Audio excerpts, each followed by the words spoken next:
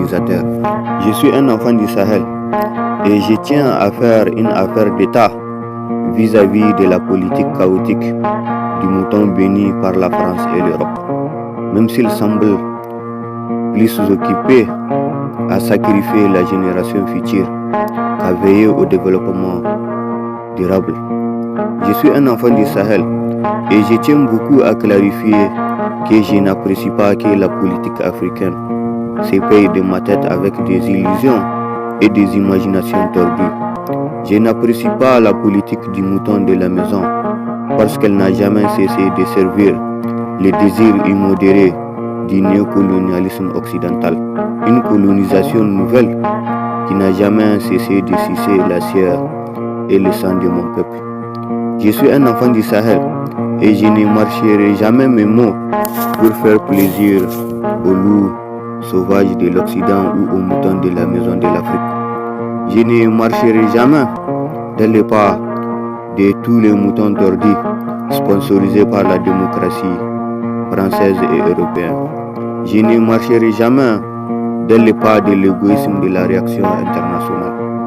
Je suis un enfant du Sahel et j'accuse la réaction internationale d'avoir cultivé le même état d'esprit égocentrique qui a conduit la foi chrétienne à épauler les colonisateurs pour ravager la terre de mes ancêtres. J'accuse la communauté internationale d'avoir cultivé le même esprit colonial qui a conduit le général de Gaulle à intimider la première génération de moutons kamikazes au soleil des indépendances de l'Afrique occidentale française.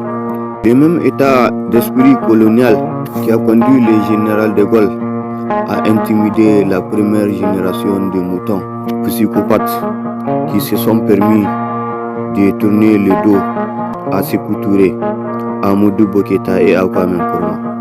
Je suis un enfant du Sahel et j'accuse ce système politique et chaotique corrompu par les soi-disant défenseurs de la démocratie et du droit de l'homme, dans le seul but de fissurer les fondations de ma république avec des bases militaires étrangères, dans le seul but de porter atteinte à l'intégrité de mon pays avec la politique du ventre du mouton de la maison, dans le seul but de fissurer les fondations des anciennes colonies à travers la démocratie nouvelle et révolutionnaire des manœuvres dilatoires des esclavagistes de la veille.